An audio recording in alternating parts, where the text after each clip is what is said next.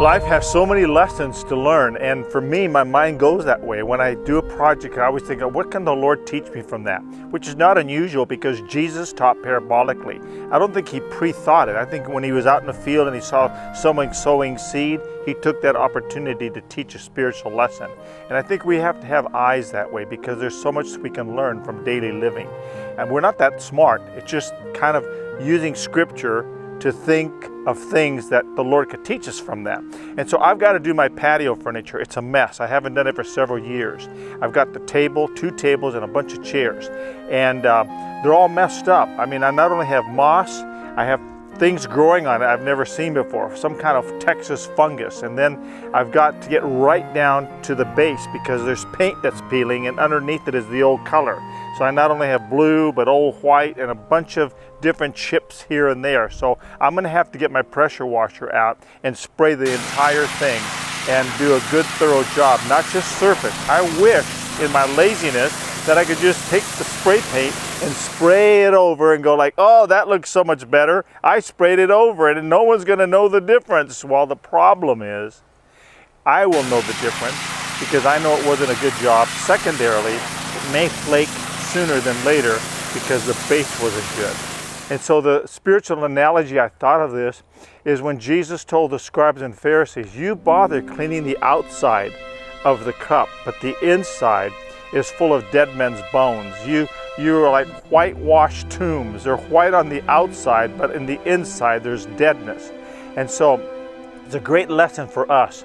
You see, our lives are plagued with things that are internal as well as external. Now we can pretend and fool people in church or as we work and frequent society that everything is good on the outside. Look at me, like a scribe and Pharisee. I read the Bible, I fast, I do wonderful things. I stand on the street corners with my prayer phylacteries, and I can let everybody know that I'm a great believer.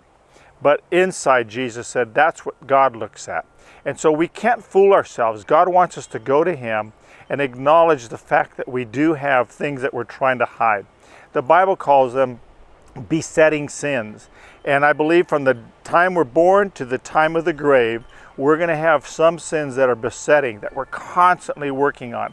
So we've got to go to the Lord with those internal sins, acknowledge them, and just say, the Lord, I am an honest and open vessel before you. Help me be an overcomer to overcome these besetting sins. I had no idea that this would be a 2-part message.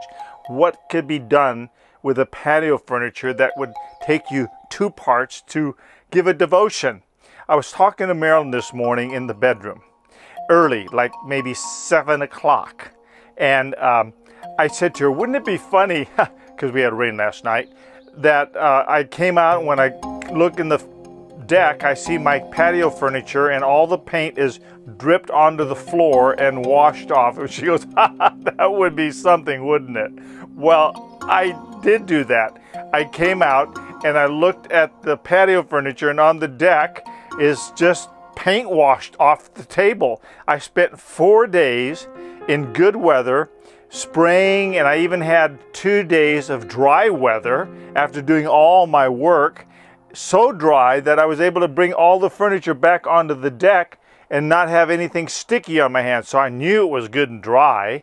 And then last night, thunder, lightning, typical spring Texas storm, rain, torrential rain. It didn't pour a long time because it was only like a ½ an inch of rain, but when I woke up this morning, the mess was there. The table, all the little stony flakes and paint that I use, a particular stoneware type of paint, all washed off and got blotchy here and there. What a mess. And so typically when people do that, they want to beat up on themselves, like, oh no, why did this have to happen? And we go through all this mental gyration. You know, it's kind of like the expression that live and learn. I should have done more baking in the sun. I should have moved it into the garage and let it dry longer. I thought it was dry. There's a lot of should haves. Have you ever lived your life in such a way where you say to yourself, I should have?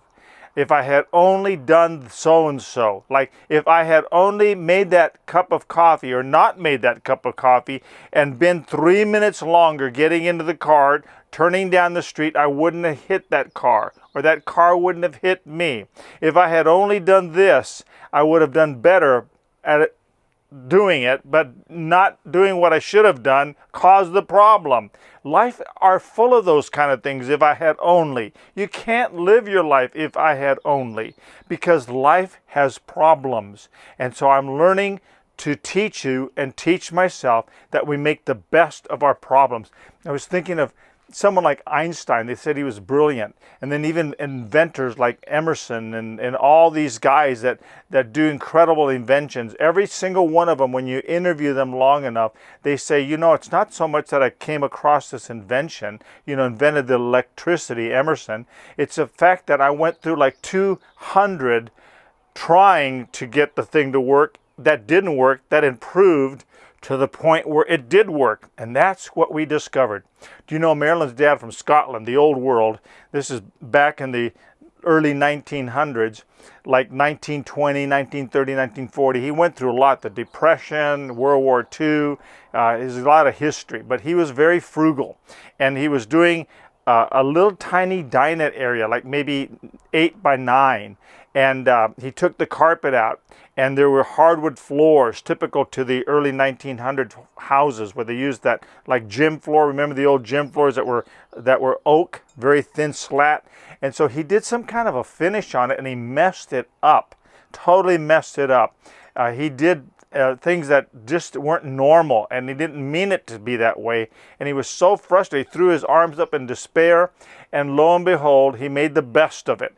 And people would come in and look at that floor and go like, wow, what did you do to this floor? It's incredible. And so he stumbled on something that was actually a blessing in disguise that turned out better. And that's what happens to us when we make the best of something. And so I'm about to take my pressure washer and spray this whole area and take off all of the work of 4 or 5 days, about $200 worth of spray paint, and just wash it off and then start all over again. And so I've just had to kind of smile and make the best of it. Yes, it's me again. Part 3 of doing these tables. You're going, Little Bear, what is going on? That's what I want to know. You won't believe what happened. I now have pressure washed twice, prepared the tables twice, took off all the crud that came off in the storm, and then I put it back on the deck after the second time, letting it cure, did everything the right way, everything was dry, it seemed to be, put it on the deck, and we had a rain overnight. And you won't believe it, yes, you guessed it, the paint fell off of the table and chairs onto the deck for the 3rd time and messed up the table, all conglomerated like I showed you in the second part. This the 3rd part. I can't believe I'm doing 3 parts on such a crazy project.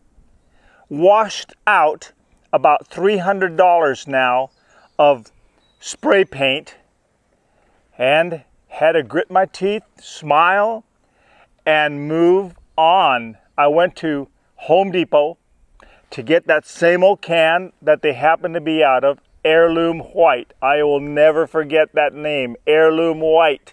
Probably, let's see, 10, 20, 30 or 40 cans of Heirloom White so far. And they were out of it, praise God, hallelujah, they were out of it. So, because they were out of it, and I explained a little bit to the sales clerk, and he said, what are you doing it for? I said, for the patio table.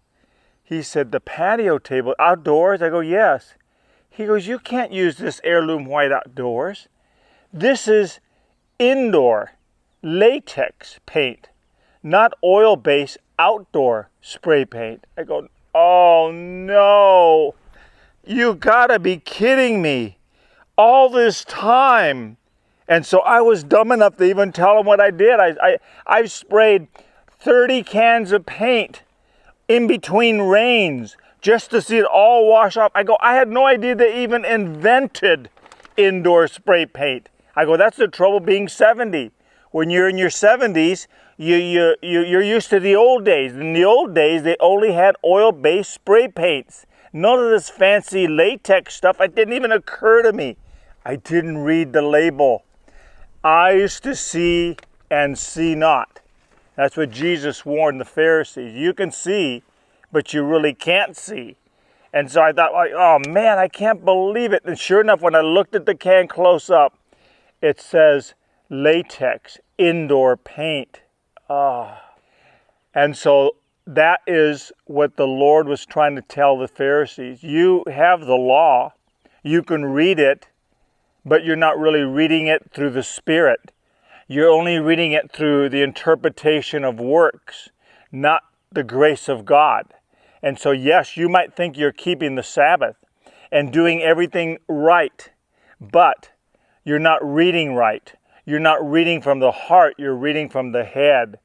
And so the moral of the story is we've got to read the Scriptures and discern the right way to read and interpret.